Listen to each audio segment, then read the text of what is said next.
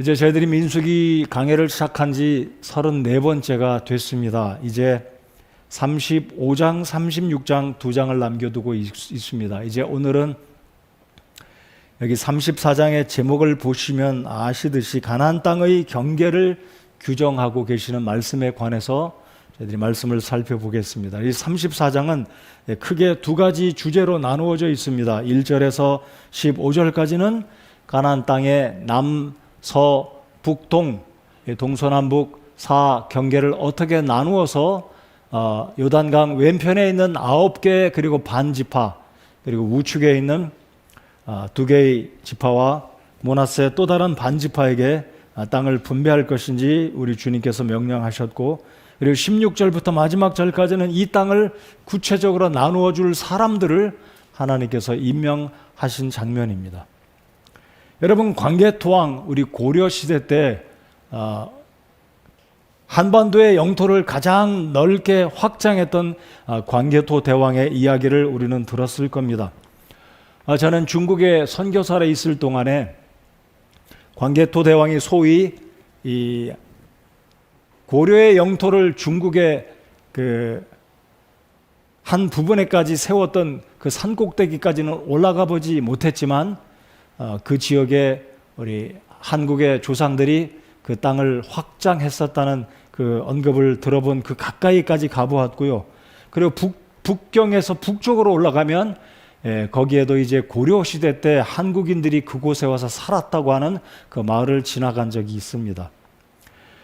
이 광개토 대왕은 영토를 가장 많이 확장했던 훌륭한 임금이라 하여서 그분의 이름을 좀 어려운 말이지만 길게 이름이 붙여져 있습니다. 제가 한번 읽어드리면 국강상 광개토 경평한 호태왕, 호 좋을 호자 아주 클 태자 호태왕, 그래서 앞에는 수식어가 길게 붙고요.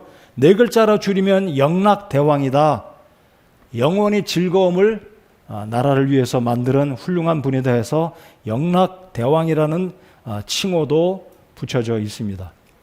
그래서 이 광개토 대왕의 아들인 장소왕은 그 아버지의 선왕의 놀라운 업적을 기리기 위해서 414년에는 호태왕비라는 광개토 왕릉비를 세웠다고 합니다.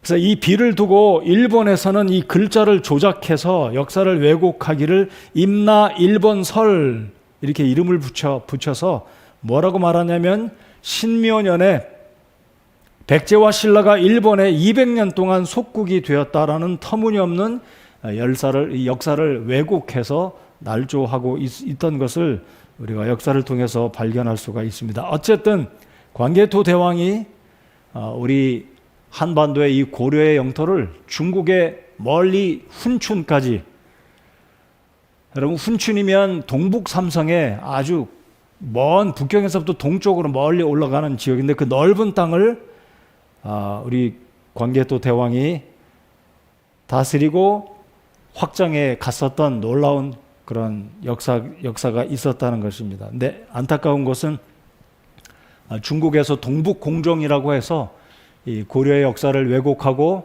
자기들의 땅이 여기까지다라고 미리 손을 써서 선포하는 모습을 보면 참 우리가 예전에 그 넓은 땅 만주 땅과 이 고려영까지 북경의 북쪽 고려영이라는 그 지역까지 북경의 북쪽 지역까지 우리 고려의 우리 선조가 차지하고 있었다는 것을 생각하면 지금 그 지역을 우리가 누리지 못해서 참 안타까움이 있지만 이것 또한 하나님의 어떤 역사하심이 있다라고 저는 생각합니다. 아무튼 오늘 본문에 보시면 하나님은 드디어 이 가나안 백성들을 이 이스라엘 백성들을 가나안 땅에 들여보내시게 되는데 들어가기 직전에 이 가나안의 영토가 남쪽에서 서쪽으로 북쪽으로 동쪽으로는 어디까지가 될 것인지 말씀하고 계시는 이 말씀을 통해 우리는 장차 이 세상에 문자적으로 세워질 하나님의 왕국, 그리스도의 왕국을 이 민수기 34장을 통해서 교훈을 받고 기대하는 마음으로 장차 이 땅 위에 세워질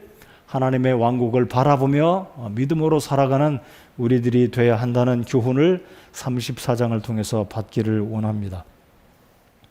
자, 34장 이제 1절부터 15절까지 말씀드린 것처럼 동서남북 사방으로 이 가나안 땅의 경내 하나님께서 이스라엘 백성들에 주시겠다고 한 이 땅의 범위가 어디서부터 어디까지인지 말씀하고 계시는데요.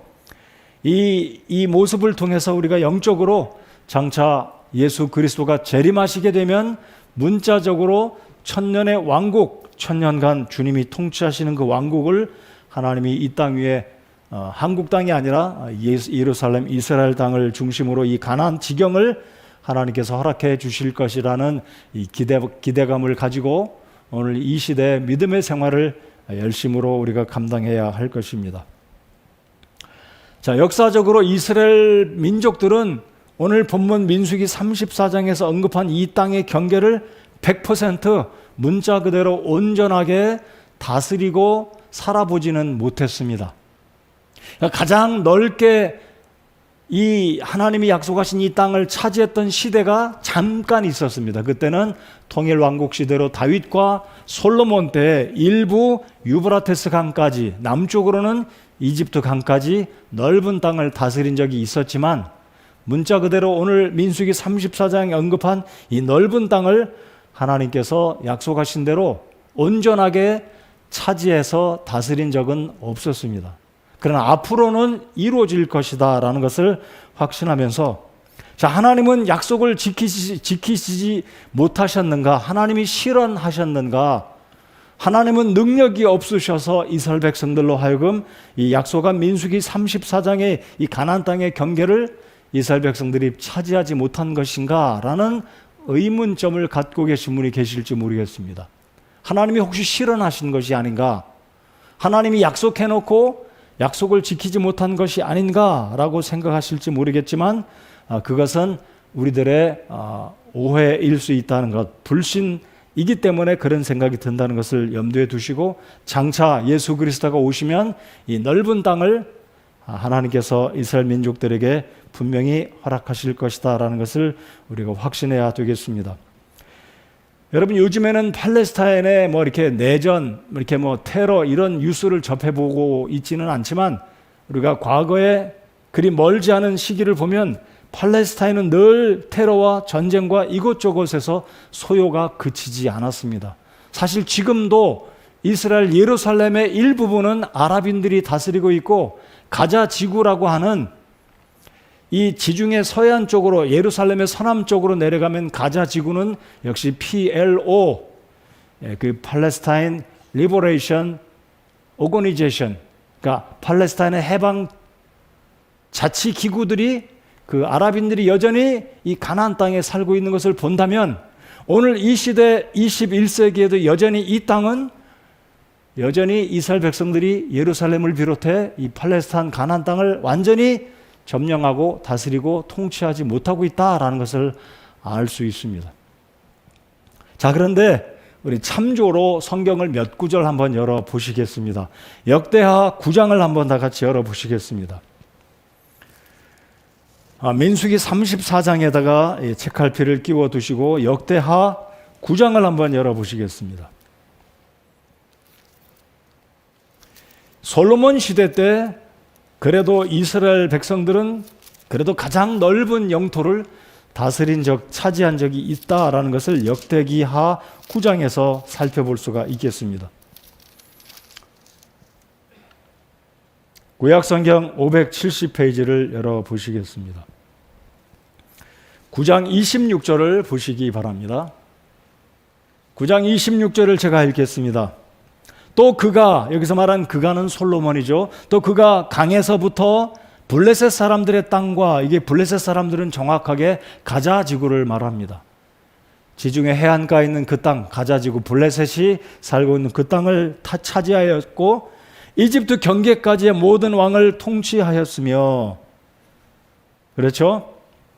그래서 이 9장 26절을 보면 블레셋 사람들의 땅과 이집트 경계까지의 모든 왕을 통치하였으며, 그래도 솔로몬 시절에는 그래도 비교적 넓은 땅을 이스라엘 통일 왕국 시대는 다스리고 있었다는 것을 잠시 볼 수 있습니다. 이번에 저희들 잠깐 창세기 15장으로 가 보시겠습니다. 여러분, 창세기 12장에서 하나님이 아브라함을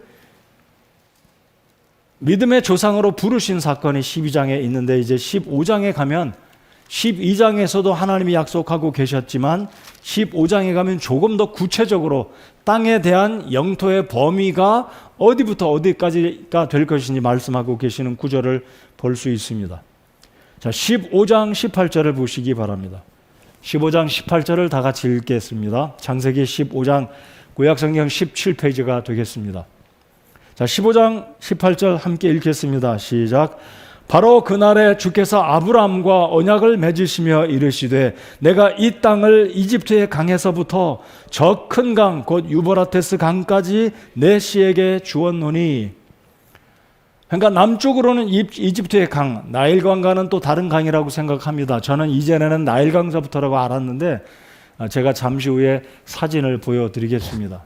정확하게는 나일강부터가 아니라 이집트의 강인데 또 다른 강입니다. 아무튼 이집트 나일강에 가까이 한 지류라고 생각되는데 남서쪽으로는 이제 이집트의 강에서부터 멀리는 북동쪽에 있는 유브라테스 강까지 굉장히 먼 거리 광활한 땅을 하나님께서 이스라엘 백성들에게 이 아브라함의 후손들에게 주실 것을 약속하셨습니다.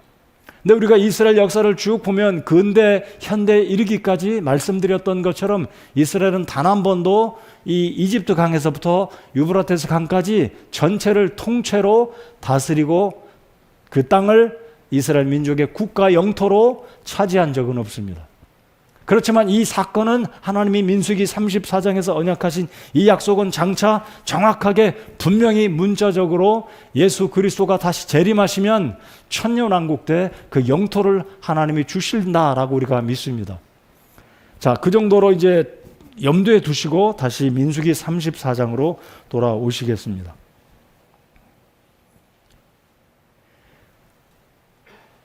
자, 34장에 보시면 이제 3절부터 남쪽의 범위는 어디부터, 그리고 6절에는 서편 경계는 어디부터, 7절에는 북쪽의 경계, 그리고 10장은 동쪽의 경계. 그래서 이 이스라엘 백성들이 차지하게 될 남쪽, 그리고 서쪽의 지중해, 그리고 북쪽으로는 하맛 어귀까지, 그리고 동쪽에는 요단강을 기점으로 밑으로 내려면 사해 또는 염해를 기점으로 이스라엘 백성들의 영토가 어디부터 어디까지 될 것을 언급하고 계십니다. 여러분, 우리가 사회 시간인가요? 아니면 역사 시간에 배운 것인가요? 한 나라가 존재하려면 세 가지 기본적인 요소가 성립이 돼야 된다라고 배웠습니다. 그 세 가지는 무엇이겠습니까? 국민이 있어야 되고, 국민이 살아가야 할 땅이 있어야 되고, 그 국민들을 나라로 대외적으로 내부적으로 통치하고 다스리고 보호할 주권, 정권, 즉 정부가 있어야 됩니다. 근데 지금 이스라엘 백성들은 430년 동안 이집트에서 종살이 했잖아요.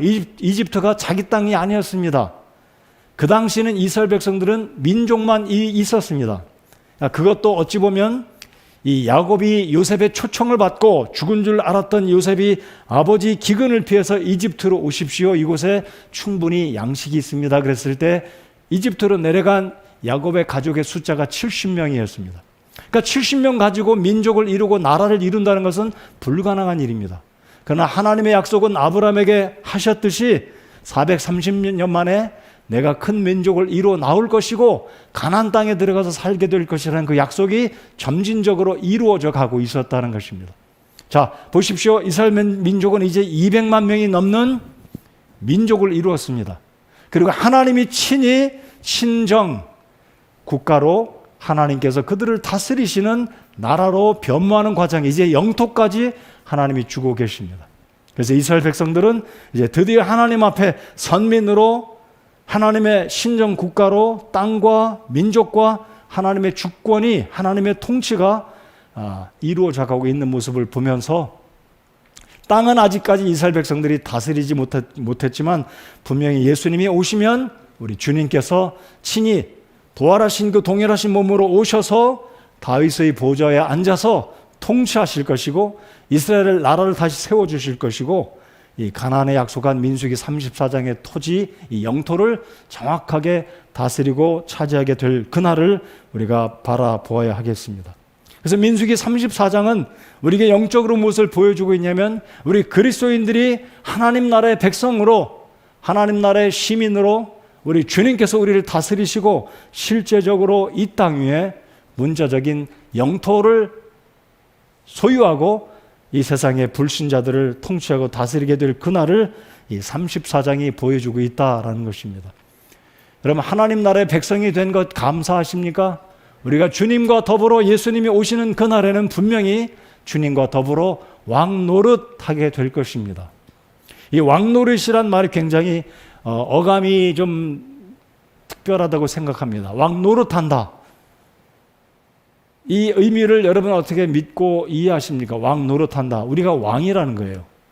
예수님의 왕되심을 우리에게 그 권한과 권력을 주님께서 우리에게 베풀어 주심으로 천년왕국 동안에 불신자들을 이 세상을 다스리게 될 것을 우리 주님께서 신약성경에 말씀해 주고 계신 것을 오늘 민수기 34장과 연관해서 우리 그리스도인들이 장차 이스라엘 중심으로 예루살렘을 중심으로 천년왕국이 세워지게 되면 주님의 그 공의로운 통치 가운데 우리가 함께 주와 더불어 온 세상을 다스리고 통치할 것이다. 그래서 이 민수기 34장은 우리 그리스도인들에게 영적인 앞으로 세워질 천년왕국의 모습을 분명히 예시하고 제시하고 있다라는 사실을 우리가 확신해야 하겠습니다. 그래서 바울 사도는 에베소서 2장 11절에서 22절까지 긴 구절이지만 이 장차 이루어지게 될 하나님의 왕국을 교회적인 측면에서 우리 그리스도인들이 이전에는 이스라엘 사람들 앞에서는 무할례자요, 하나님의 선민이 아니요, 하나님과 연관이 없는 이방인들이었지만 우리 예수 그리스도의 구속의 은혜로 말미암아 이제는 유대인과 이방인 사이에 막혀져 있던 담이 헐어지고 우리 주님과 하나가 되어서 그곳에서는 이방인이나 유대인이나 구분이 없고 오직 주님 안에 산 지체가 되어서 성전을 이루어서 함께 세워져 나간다라는 놀라운 이 그림의 모습으로, 시각적인 모습으로 이 유대인이나 이방인이나 주님 안에서 구원받아 하나님의 백성이 되어서 함께 천년왕국에 참여하게 되는 놀라운 모습을 에베소서 2장에서 말씀하고 있다는 것입니다. 자, 2절 한번 보시겠습니다. 34장 2절이요. 이스라엘 자손에게 명령하여 그들에게 말하라. 너희가 가나안 땅에 들어가는 때에 괄호, 잘 보십시오. 괄호 열고, 이 땅은 너희에게 상속 재산으로 떨어질 땅이니. 여러분, 상속이라는 것은 내가 노력해서 얻는 것이 아닙니다. 이것은 부모님이 부자 관계 때문에, 부모와 자녀의 관계 때문에 그 은혜로 값없이 주시는 것이 상속인 것처럼 이 가나안 땅은 이스라엘 백성들이 쟁투하고 노력하고 애쓰고 수고해서 얻는 땅이 아니라는 것입니다. 천년왕국도 그런 것이고, 이 바로 하나님께서 이 이스라엘 백성들에게 주시고자 하는 가나안 땅은 그들이 노력해서 수고해서 얻는 것이 아니라 하나님의 은혜로 예비된 상급이다. 하나님이 주시는 은혜의 땅이라는 것을 이 2절에서 하나님께서 말씀하고 계십니다. 자, 그래서 이제 남쪽에서 서쪽 그리고 북쪽 동쪽에 이르기까지 범위가 어떻게 되는지 저희들이 제가 사진 한번 잠깐 보여드리면, 이 사진이 조금 어찌 보면 좀 찌그러진 듯한 느낌이 드는데요. 이 모니터가 가로가 좀 넓어서 그런지 아무튼 여러분 화면에 잘 보실 수 있기 바라고요. 자, 요단 동편에 보면 북쪽에 므낫세 반지파가 있고 그 중간에 갓지파와 그리고 염해 사해바다 동편으로 루벤, 이스라엘의 12지파 가운데 맏형 야곱의 첫째 아들인 루벤 지파가 요단 동편에 있고, 그리고 나머지 이제 서쪽으로는 염해 밑으로 유다 지파 사이에 시몬 지파가 조그맣게 차지하고 있고, 이제 북쪽으로 단 지파, 에브라임 지파, 므낫세 나머지 절반 지파, 이사갈, 스불론, 그리고 아셀, 납달리, 단 지파가 나머지 지역을 하나님으로부터 분배를 받았습니다. 근데 이 영토는 정확하지가 않아서 또 다른 사진을 하나 제가 준비했습니다. 자, 이 사진을 보면 글자가 영문으로 되어 있기는 하지만 조금 더 자세하게 나와 있습니다. 자, 이제 왼쪽 아래 염해 밑으로 내려가시면 붉은 점선으로 동그라미 친 그 지역이 있습니다. 그 아래부터 이제 서쪽으로 가면 붉은색 화살표가 있는데 거기에 파란색 실선이 있죠. 그게 바로 이집트 강입니다. 그러니까 나일강은 이 이집트 강에서 더 훨씬 더 서쪽으로 내려가야 있고요. 그 나일강은 거의 북쪽, 남쪽으로 이렇게 세로로 이어진 강이라면 하나님께서 이스라엘 백성들에게 주신 이 땅의 남쪽의 경계는 이집트 강에서부터 서쪽으로는 지중해를 끼고 북쪽으로 쭉 올라가게 됩니다. 그래서 북쪽 맨 위에 보시면 또 다른 원이 있는데 거기에는 하맛 어귀라는 곳이 있는데 거기는 이방인의 땅입니다. 그러니까 가나안 영토에 포함되지 않은 최북단의 땅이 경계가 하맛 어귀까지라는 지역. 네, 여러분이 열왕기서를 읽다 보면 브엘세바에서부터 단까지 이런 언급이 자주 등장합니다. 브엘세바는 아브라함이 살고 있던 고향이라고 할 수 있고요. 단은 맨 북쪽, 단지파가 차지하고 있던 땅, 북쪽의 경계. 그래서 브엘세바 남쪽에서부터 북쪽 단까지, 예를 들면 이 열왕기를 읽다 보면 온 이스라엘 백성들이 우상을 섬겼는데 브엘세바에서부터 단까지 온 지역을 우상으로 숭배했다는 그 언급들이 자주 나옵니다. 근데 이 지도를 잘 보시면 훨씬 더 남쪽으로 내려가서 이집트의 강에서부터 하맛 어귀까지, 그러니까 단보다 더 위에까지 하나님께서 가나안 땅에게 이 가나안 땅을 이스라엘 백성들에게 약속으로 주셨다라고 약속한 이 12지파가 분배받은 땅의 모습, 대략적인 모습을 이 지도를 통해서 보실 수 있겠습니다. 아까도 말씀드렸듯이 아무튼 그렇게 넓은 땅은 사실 아닙니다. 미국 땅이나 중국 땅이나 브라질 이런 나라들에 비교하면, 러시아 같은 나라에 비교하면 이 이집트, 하나님께서 이집트 남쪽 이 이집트 강서부터 하맛 어귀까지 주시겠다고 한 이 땅은 그렇게 큰 영토는 아닙니다. 그러나 이제 유브라테스 강까지, 아까 읽었던 창세기 15장에 보시면 이집트 강에서부터 유브라테스 강까지는 그래도 비교적 이거보다는 훨씬 더 넓은 영토를 우리 주님께서 약속해 주셨습니다. 자, 아무튼 민수기 34장에서 동서남북 사방 경계로 하나님이 언급해 주신 땅은 지금 보신 지도와 같은 영토 범위가 되겠습니다. 자, 근데 이 영토는 에스겔서 48장을 보시면 에스겔 선지자가 하나님이 보여주신 장래 예루살렘의 성전이 다시 회복되면서 하나님이 주신 영토의 사이즈가 에스겔서에도 언급되고 있는데 바로 그 에스겔 48장과 민수기 34장에 언급하신 이 영토의 사이즈는 거의 흡사합니다. 다시 말씀드리면 에스겔 선지자가 환상 가운데 물가에 들어갔더니 발목까지 물이 잠기고 무릎까지 허리까지, 그 여러분들 환상을 보셨죠? 성전에서 물이 나와서 온 사방으로 흘러가고 동쪽으로는 여매까지 이르렀더라, 그런 구절들을 읽어보셨을 겁니다. 그러니까 정확히 천년왕국 때에는 이 지형의 변화가 있을 것이고 하나님이 약속하신 창세기 15장에 하나님께서 아브라함과 그의 후손에게 약속하신 토지의 경계가 정확하게 성취될 것을 에스겔 선지자가 환상을 통해서 본 것과 민수기 34장이 유사하다라는 것을 참조해 주시고요. 그리고 분명히 우리는 문자적으로 예루살렘에 예수 그리스도가 오셔서 이스라엘 백성들에게 주실 영토의 크기는 정확하게 창세기 15장에 이집트 강에서부터 유브라테스 강까지 이르는 넓은 땅을 하나님이 주실 것이고, 이사야 40장에서 말씀하고 있는 사막이 변하여서 풀로 뒤덮이고 초지로 바뀌고 이제 이 양떼와 사자들이 같이 뒹굴고 뛰놀고 상함이 없는, 독사의 굴에도 손을 넣어도 다치지 않는, 해가 되지 않는 놀라운 그 땅으로 변하게 될 그날을 우리가 문자적으로 믿고 예수 그리스도의 오심을 신뢰하고 확신하면서 오늘 이 어려운 때에 믿음으로 살아가는 우리가 되어야 한다는 사실을 이 민수기 34장을 통해서 교훈받으시면서 확신하실 수 있기를 바랍니다. 자, 이제 하나님께서는 이 땅의 경계를 말씀하셨는데요. 이 땅을 어떻게 나누어 주라고 말씀하고 계시냐면 독특하게 말씀하십니다. 제비를 뽑아 나누어 주어라 라고 말씀을 하십니다. 자, 몇 절을 보실까요? 자, 이 땅을 누가 나누어 주냐면 이제 16절부터는 그 땅의 분배를 위한 두 명의 절대적인 지도자로서 제사장인 엘르아살과 그리고 여호수아를 지목해서 땅을 나누어 주라라고 말씀을 하셨는데, 이 땅을 나누는 방법은 제비를 뽑아서 나누어 가져라 라고 말씀하십니다. 여러분 혹시 공짜 어떤 물건이 생겼을 때 그 선물을 나 혼자 받을 때는 다른 사람과 상의할 필요가 없어요. 나한테 온 거니까. 그러잖아요. 그런데 갑자기 누군가로부터 굉장히 생각지 않았던 선물, 먹는 거, 좋은 것들을 받았을 때 받는 사람이 2사람, 3사람, 5사람 이상일 경우는 어떻게 합니까? 가위바위보 하잖아요. 아니면 뭐 사다리 타기 한다든지.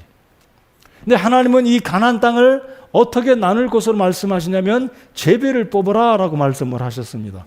그렇죠? 자, 그러면 제비를 뽑는다는 의미를 생각해 보겠습니다. 자, 13절을 다 같이 우리 한번 읽어 보겠습니다. 13절 다 같이 읽겠습니다. 시작. 모세가 이스라엘 자손에게 명령하여 이르되 이것은 너희가 제비 뽑아 상속할 땅이니라. 주께서 이 땅을 9지파와 반지파에게 주라고 명령하셨나니. 어떤 신학자들은 이 민수기 34장에서 말하고 있는 이 가나안 땅에 대한 분배는, 즉 하나님의 나라는 사람들이 노력하고 열심히 내서 이 땅 위에 하나님의 나라를 건설하는 것이다 라고 이야기하고 있습니다. 그러나 그것은 정확하게 신학적으로 맞지 않는 표현입니다.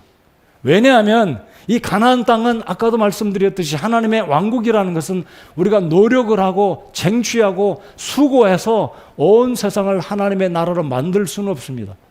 물론 마태복음 6장에 보면 하나님의 왕국과 그분의 의를 구하라라고 말씀하고 있기는 하지만은요, 하나님의 왕국이 천년왕국은 우리가 노력해서 얻어지는 것이 아니라는 의미는 바로 이 13절에 제비를 뽑아 나누어 주라라는 의미에서 우리가 알 수 있는 것이 무엇이겠습니까? 이 하나님의 왕국, 그리스도의 왕국은 우리의 노력과 열정으로 이루어지는 것이 아니라 하나님이 주시고자 하는 선물, 복된 땅, 복된 어떤 시기가 도래할 것을 우리가 이 13절을 통해서도 알 수 있다는 것입니다. 자, 제비를 뽑는다는 것은 내가 노력해서 얻었으면 당연히 내가 차지하고 누릴 권리가 내게 있습니다. 근데 은혜로 받는 것, 선물로 받는 것, 공짜로 받는 것은 내가 노력해서 수고해서 얻는 것이 아니기 때문에 이 약속의 어떤 축복을 받을 때는 하나님께서 말씀하시기를 제비 뽑아 나누어 주라 그랬습니다. 자, 제비 뽑는 또 다른 의미 두 번째는 무엇이겠습니까? 너희들 싸우지 말아라 이거예요. 여러분, 우리가 민수기 32장을 볼 때 이 루벤 지파와 갓 지파는 목축업에 특별히 이 소떼와 양떼가 가장 많은 지파였기 때문에 이들이 가나안 땅을 들어가기 전에 모압 평지에 있으면서 바라보았더니 이 요단 동편의 땅이 너무나 좋으니까 모세에게 와서 이르기를 우리에게 이 땅을 주십시오. 우리가 가나안 땅에 들어가서 살지 않겠습니다 라고 했던 것 32장에 여러분 기억하시죠? 그러니까 하나님이 약속하신 땅은 요단 동편이 아니었습니다. 정확하게 말씀드리면 오늘 민수기 34장에서 말씀하신 것처럼 남쪽의 경계, 서쪽의 경계, 북쪽과 동쪽의 경계를 보면 요단 동편 땅은 정확하게 말씀드리면 하나님이 주셨던 가나안 땅의 약속의 땅은 아니었습니다. 자, 그러니까 이 9지파와 나머지 므낫세 반지파가 가나안 땅에 들어가게 되면 서로 좋은 땅 차지하고 싶지 않겠어요? 이걸 제비를 뽑지 않는다면 누구에게 좋은 땅을 주겠습니까? 여러분, 9지파와 므낫세 반지파 가운데 요단 서편이죠. 지금의 가나안 땅 가장 넓은 땅을 차지한 지파가 어느 지파인지 혹시 기억하십니까? 아까 지도에서 보셨죠? 가장 넓은 지파. 다시 한번 보여주시기 바랍니다. 칼라로 만들어진 지도를 다시 한번 보여주십시오. 자, 요단강 서편, 여러분이 보시는 우측이죠? 우측? 제가 볼 땐 왼쪽이고요. 어느 지파가 가장 많은 땅을 차지했습니까? 유다 지파입니다. 왜냐하면 유다 지파는 인구도 가장 많고 민수기 1장에 그리고 마지막 끝부분에 오면 인구조사를 하게 되는데 12지파 가운데 인구가 가장 많은 지파가 유다 지파였습니다. 그 유다 지파가 이 가장 앞서서 이끌어갔고 예수님이 속한 지파가 유다 지파인데, 아무튼 이 의미는 영적인 의미도 들어있고 숫자적인 의미도 들어있기는 하지만 아무튼 제비를 뽑았을 때 유다 지파가 예루살렘을 차지한, 예루살렘이 포함된 여매바다 왼쪽편 가장 넓은 땅을 차지할 수가 있었던 것입니다. 자, 우리가 인간적으로 말한다면 우리 지파도 제일 넓은 땅을 차지하고 싶고 강도 있고 바다도 있고, 여러분 충청북도는 내륙이라 바다가 없잖아요. 우리나라 강원도도 전라남북도도 경상남북도도 다 바다를 끼고 있는데 충청북도만큼은 바다가 없어요. 여러분 이스라엘도 똑같습니다. 야, 우리는 바다를 낀 지역을 좀 갖고 싶다. 우리는 요단강 갈릴리가 있는 곳 갖고 싶다. 그런데 그건 자기들 마음대로가 아니라 제비를 뽑는 대로 가야 되는 겁니다. 그러니까 제비를 뽑으라고 하신 주님의 명령의 의미는 싸우지 말고 너희가 제비를 뽑으면 제비가 뽑히는 대로 그 땅에 들어가서 살아라. 이것을 여호수아와 엘르아살에게 명령하셨고, 그리고 나머지 지파들이 이제 유다 지파면 유다 지파, 에브라임 지파면 에브라임 지파, 그 지역에 속한 그 지역을 이제 세분화해서 각 지파에 속한 사람들과 가족들에게 나눠줄 때는 또 오늘 여기 16절 이하에 나누어져 있는 이 9명, 정확하게 10명의 사람들에게 또 나누어줄 수 있는 권한을 하나님께서 주셨다는 겁니다. 자, 그러니까 제비를 뽑는 두 가지 큰 의미는 뭐라고요? 이 땅은 하나님의 은혜로 선물로 받는 땅이다. 그래서 제비를 뽑는 이유는 욕심 부리지 말고 하나님이 주시는 대로, 제비가 어떻게 뽑히는 대로 그 땅을 기쁨으로 감사함으로 받으라는 것입니다. 그래서 하나님께서는 13절에 이 경계를 명하심과 동시에 제비를 뽑아 하나님께서 이들에게 나누어 주셨다는 것. 여러분 구약성경 잠언에 보면 이런 말씀이 있지 않습니까? 잠언 16장 33절에 보면 사람이 제비를 뽑지만 그 결과는, 제비를 통해서 결과가 나타나는 것은 하나님의 섭리와 하나님의 주권적인 인도하심이다 라는 것입니다.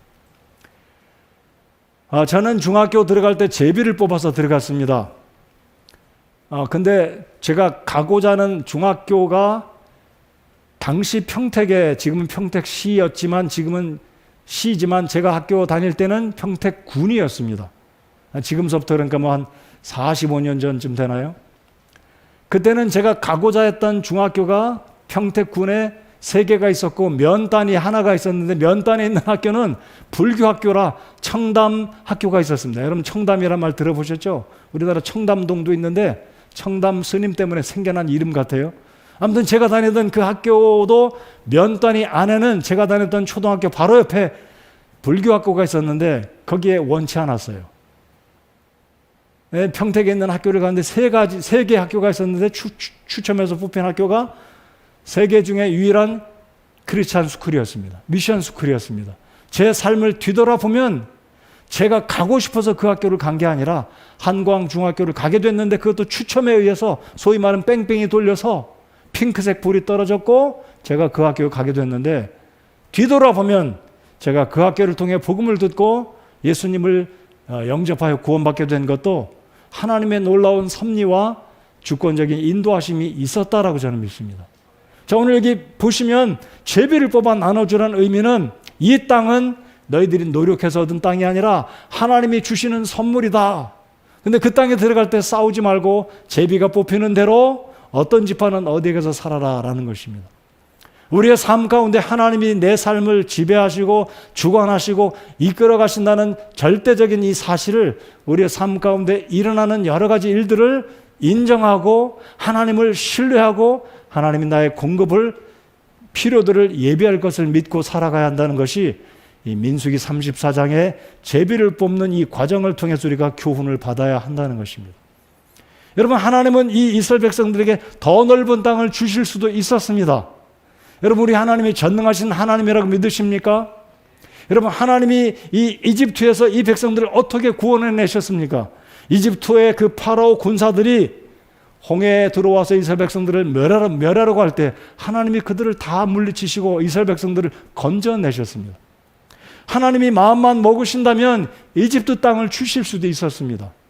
그러나 이 좁은 땅을 약속으로 하나님께서 주신 것은 이 안에서 하나님의 공급하심만 믿고 의지하고 살라는 의미가 이 가나안 땅의 민수기 34장의 약속의 땅을 통한 하나님의 교훈이라는 것을 우리가 믿고 확신해야 하는 것입니다. 하나님은 우리에게 필요들 다 주실 수 있으십니다. 우리가 구하는 것 이상으로 넘치게 주실 수도 있으신 분이시지만 우리의 삶 가운데 내가 원하고 바라는 것 이상으로 주지 않는 것은 그 안에서 하나님의 공급하심을 신뢰하고 염려하지 말고 약속을 쫓아서 하루하루 우리 주께서 우리의 필요들을 공급하실 것이라는 것을 신뢰하고 살아가야 한다는 것이 바로 민수기 34장의 교훈이라는 것입니다. 이 약속의 땅, 정해진 그 경계 안에서만 살라는. 자, 이제 16절 이하에 이 9지파와 나머지 므낫세 반지파지 10명의 이 리더들이 세워지게 되는데, 저희들이 이 구절이 길지만 일부러 제가 다 읽자고 했습니다. 자, 이제 17절을 보시겠습니다. 자, 12지파는 이제 정확하게 9지파와 므낫세 반지파는 제비를 뽑아서 나눠주고, 제비를 뽑힌 그 지역들, 즉 9개 지파와 나머지 므낫세 반지파에게는 어떤 땅이 어떤 지파에게 소속이 됐다면 그 지파의 리더가 한 사람이 세워져서 이제 나머지 그 지파에 속한 이스라엘 백성들에게 세부적으로 땅을 나눠주라고 16절 이하에서부터 말씀하고 계십니다. 자, 저희들 17절을 다 같이 읽어보겠습니다. 시작. 너희에게 땅을 나눠줄 사람들의 이름은 이러하니 곧 제사장 엘르아살과 눈의 아들 여호수아니라. 그러니까 이 제비를 뽑는 일을 관장한, 큰 일을 관장하는 사람은 엘르아살과 여호수아 두 사람의 리더십 가운데 제비를 뽑는 일이 결정이 됐고, 그리고 12지파가 거할 땅이 이제 다 분배가 되었을 때는 그 9지파와 므낫세 반지파의 리더들을 세워서 이제 나머지 자기들 지파가 소속된 그 지역의 영토를 나누는 일은 각 지파의 리더들을 통해서 하나님이 그 일을 행하라고 명령하셨습니다. 자, 그렇다면 17절에 하나님께서 유독이 제사장 엘르아살과 눈의 아들 여호수아 두 사람을 지목한 의미를 생각해 보겠습니다. 여러분, 신약성경 히브리서를 보면 예수 그리스도는 우리의 대제사장이시라고 말씀하십니다. 예수님은 구약시대 때 여호수아, 예슈와 구세주, 가나안 땅에 그곳으로 인도해 간 이스라엘의 모세의 뒤를 이은 지도자, 장군 여호수아는 또 다른 이름으로 히브리어 발음으로 무슨 뜻이라고요? 구원자라는 뜻입니다. 자, 그렇다면 엘르아살과 여호수아는 누구를 상징하는 인물입니까? 장차 예루살렘에 하나님의 천년왕국, 그리스도의 왕국을 세우실 그분, 바로 예수 그리스도를 상징하는 분이 오늘 여기 17절을 통해서 엘르아살과 여호수아 두 사람을 통해서 하나님께서 우리에게 가르쳐주고 계시다는 겁니다. 우리의 대제사장이신 예수 그리스도, 우리의 구원자 되신 예수와 우리의 구주 예수님이 장차 이 땅 위에 세워질 천년왕국의 주님으로 우리를 이끌어 가시고 그 땅을 우리에게 기업으로 주실 것이라는 것을 이 17절을 통해서 우리가 영적인 의미로, 상징으로, 예표로 볼 수 있어야 하겠습니다. 여러분, 그날을 기대하십니까? 예수님이 오시면 우리가 수고한 대로 우리 주님께서 우리에게 천년왕국의 그 놀라운 축복의 상급으로 갚아주시고 누리게 되는 모든 축복들을, 누가복음 19장에 보면 열 문화의 비유가 나오게 되는데, 한 주인이 먼 땅으로 여행을 가면서 10명의 종들에게 한 문화씩 다 나눠주지 않습니까? 그리고 그 주인이 오랜 시간 후에 돌아와서 그 한 문화를 가지고 어떤 이득을 남겼는지 다 계산을 하고 충성된 종들에게, 어떤 종에게는 10고을을 다스리는 권세를, 어떤 종에게는 5고을, 3고을, 2고을을 다스리게 되는 권세를 주시는데, 바로 이 누가복음 19장의 비유가 정확하게 천년왕국의 장차 예수 그리스도께서 오시면 충성된 종들에게 온 세상의 천년왕국의 그 통치 기간 동안에 우리에게, 신실한 그리스도인들에게 주님과 더불어 온 세상을 통치할 권세를 주신다는 의미를 이 민수기 34장 특별히 17절과 연관해서 예수 그리스도께서 우리에게 천년왕국의 축복을 장차 허락하신다는 것을 꼭 확신하실 수 있기 바랍니다. 자, 이제 18절 이하로는 각 지파의 10지파, 그러니까 정확하게 9지파와 므낫세 반지파의 두령들을 세워서 각 지파의 땅을 나눠줄 지도자의 이름을 언급하고 있습니다. 자, 그런데 여기서 좀 의미 있게 우리가 살펴보기 원하는 것은, 자, 18절을 보시면 또 너희는 상속 재산으로 땅을 나누기 위해 지파마다 통치자 한 명씩을 취하라. 한 명입니다. 자, 앞서서는 엘르아살과 여호수아 두 사람이었지만 각 지파를 분배한 이후에는 각 지파의 통치자 한 사람씩 선정을 해서 그 한 사람이 명하는 대로, 그때도 제비를 뽑았는지는 모르겠어요. 성경에 기록이 안 되어 있으니까 제비를 뽑았다 안 뽑았다 제가 결정해서 말씀드릴 수는 없겠고, 제가 말씀드리고자 하는 요점은 이것입니다. 이 9지파와 므낫세 반지파에게 리더들을 세웠는데, 이 리더의 헬라의, 이 히브리어의 이름은 나시라고 합니다. 나시. 근데 일반적으로, 통상적으로 12지파의 족장들은 나시라고 부르지 않고 로쉬라고 부릅니다. 그럼 로쉬와 나시의 차이는 사실 크게는 없지만, 이 땅을 기업으로 분배할 때 나시라는 사람을 세운 이유가 무엇이냐면, 땅을 분배받을 때 그 하나님이 세운 리더의 말에 전적으로 따르고 이유를 대지 말라. 똑같은 이유입니다. 김서방네는 초지도 좋고 물도 있는데 우리 집은 사막 한복판에 땅을 줬네? 이러면 화나지 않겠어요? 김서방네 땅 시기심이 들지 않겠어요? 여러분 그렇지 않겠습니까? 근데 하나님이 여기에 각 지파에 한 명씩 통치자를 세운 것은 땅을 분배받을 때 그 사람이 어떤 결정을 내리고 너에게 너의 집안의 땅을 주든지 불평하지 말고 기쁨으로 받으라는 의미에서 하나님 여기에 나시를 강조한 것입니다. 다시 말씀드리면 하나님의 나라에 있어서 하나님의 권위를 인정하고 육신적으로 감정적으로 판단하지 말고 불평하지 말고, 하나님이 어차피 주신 이 약속의 땅은 선물이니까 어차피 공짜로 받는 것이니까 다른 사람과 비교해가지고 불평하지 말고 기쁨으로 그 권세자, 그분의 권위를 인정하고 그분의 리더십을 따라서 그 땅을 기쁨으로 받으라라는 것입니다. 그렇지 않으면 시기하고 질투하고 싸움 날 거 아니에요. 여러분, 배고픈 것은 참아도 배 아픈 건 못 참는다는 말 있죠? 우리 어린애들은 무슨 말인지 모를 거예요. 배 아픈 거나 배고픈 거 그게 그거 아니냐 그래요.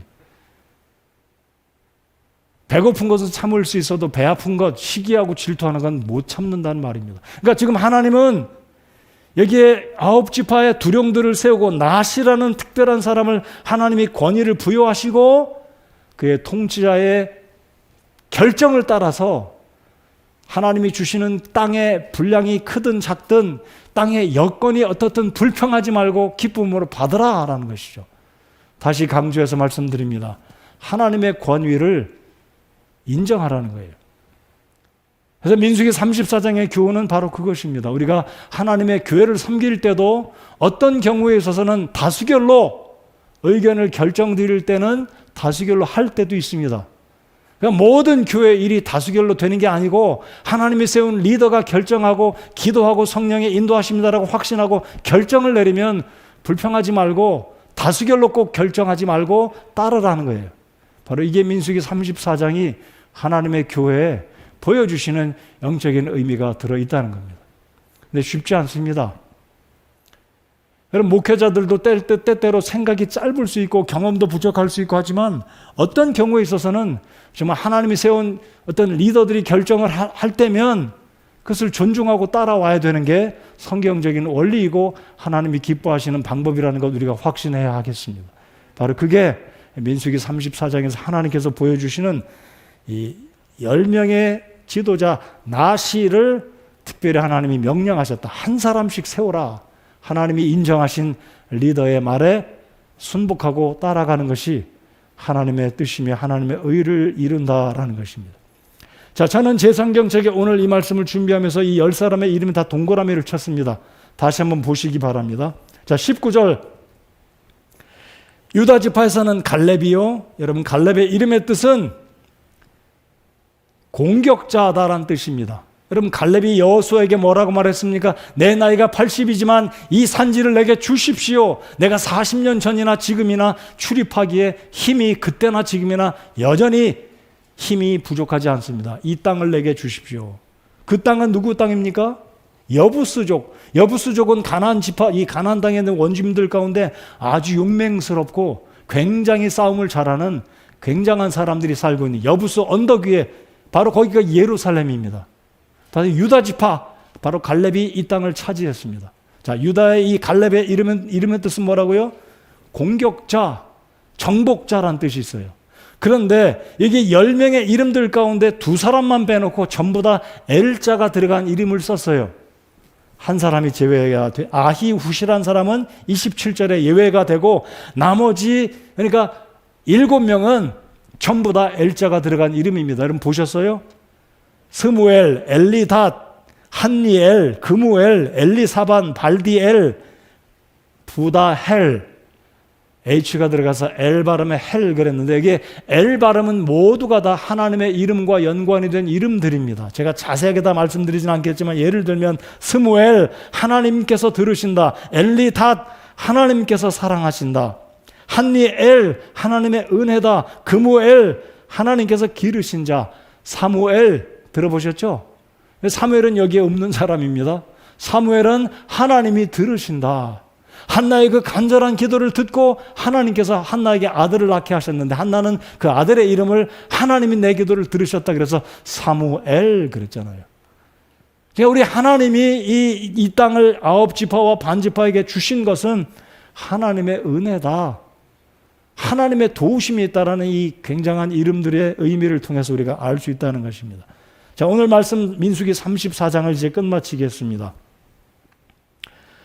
저희들 29절을 다 같이 한번 읽어보시겠습니다. 29절 시작.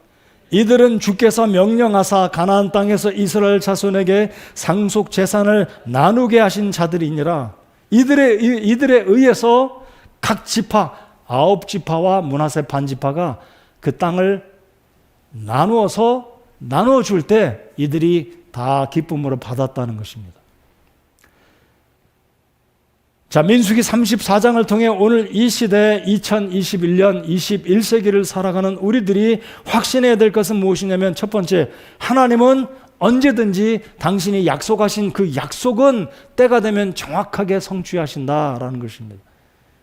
아직 여러분 이 민수기 34장의 토지에 대한 영토의 약속은 정확하게 이루어지지 않았고, 창세기 15장의 그 약속은 아직까지 ongoing, 아직 이루어지지 않았지만 이루어져 가고 있고 때가 되면 정확하게 이루어질 것입니다. 그래서 우리의 삶 가운데 하나님이 여러분에게 주시는 성경 말씀의 약속들은 때가 되면 반드시 이루어진다 확신해야 할 것입니다. 두 번째로, 하나님은 전능하신 분이다라는 겁니다. 민수기 이 34장의 가나안 땅의 약속을 주시고 그 땅을 실제로 주신 하나님은 용두삼위의 하나님도 아니고, 말만 허언만 하는 하나님이 아니고, 실언하는 하나님이 아니라 때가 되면 정확하게 그 약속을 성취하시는, 일을 행하시는 여호와, 일을 이루시는 여호와 하나님이라는 것을 민수기 34장을 통해 교훈을 받아야 합니다. 여러분, 우리 하나님이 전능하신 하나님이심을 찬양합니다. 여러분의 삶을 지키시고 보호하시고 이끌어 가시는 우리 하나님 아버지 되심을 확신하시기 바랍니다. 하나님은 또한 당신의 마음에 합한 사람을 일꾼으로 세워서 하나님의 일을 맡기시고 하나님의 일을 이루어 가신다라는 것입니다. 오늘 여기에 등장하는 10명의 사람들, 엘리야살, 여호수아, 하나님이 세운 사람들입니다.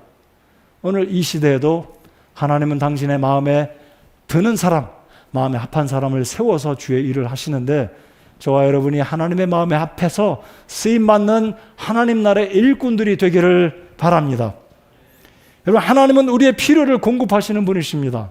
아까도 말씀드렸죠. 이스라엘 땅 그렇게 크지 않아요. 지금 가보십시오. 우리나라 강원도, 경기도 그 정도밖에 안 됩니다. 이 의미는 무엇이냐면, 하나님께서 먹이시고 공급하신다. 비록 땅이 좁지만 하나님이 너희들의 필요를 다 내가 책임지고 돌보겠다는 의미가 땅의 경계 속에서 살아야 하는, 바로 하나님은 우리의 필요를 공급하시는 분이시다라는 것이 민수기 34장의 교훈입니다. 여러분, 또한 이 토지의 경계는 또 다른 의미로 이렇게 받아들일 수 있습니다. 우리 삶의 영적인 경계선이 어디까지인가? 우리 청년들 잘 말씀을 묵상하면서 받으시기 바랍니다. 내 미래의 인생 가운데 내가 넘어가야 될 선, 내가 넘지 말아야 될 경계는 어디까지인가? 세상 사람들이 추구하는 것 마음대로 받아들이고 수용해서는 안 되는 선이 분명히 있다는 것을 꼭 기억하시기 바랍니다. 우리 마음에 드는 대로 건너가서 왔다 갔다 하면서 사는 사람들이 아니잖아요. 하나님 말씀의 범위 안에서, 영적인 경계 안에서 내 삶의 정결함을 유지하고 도덕적인 그 선을 넘지 말고, 윤리적인 선을 넘지 말고, 더 나아가서 하나님의 말씀에 명령하신 그 선을 넘지 말고 그 말씀에 따라 정확하게 살아가야 하는 것이 우리 영적인 경계가 있다는 것을 꼭 기억하시고 확신하시기 바랍니다. 또 민수기 34장을 통해서 우리가 확신해야 될 것은, 하나님은 우리에게 약속하신 바를 이루시는 하나님이시고 전능하신 분이시고, 오늘 이 시대도 나를 책임지고 내 필요를 공급하시고 나를 보호하시며 나와 함께 하시는 자비하신 전능하신 하나님이라는 사실을 확신하면서 민수기 34장의 말씀을 통해 도전이 되시고 은혜와 위로와 격려의 말씀이 되시기 바랍니다. 우리 하나님은 오늘 이 저녁에도 여러분과 함께 하심을 믿으십니까? 우리와 함께 하시는 하나님이십니다. 우리의 필요들을 공급하시며 우리를 보호하시는, 우리와 함께 하시는 하나님을 확신하시기 바랍니다. 자리에서 일어나서 함께 우리들 찬송하겠습니다.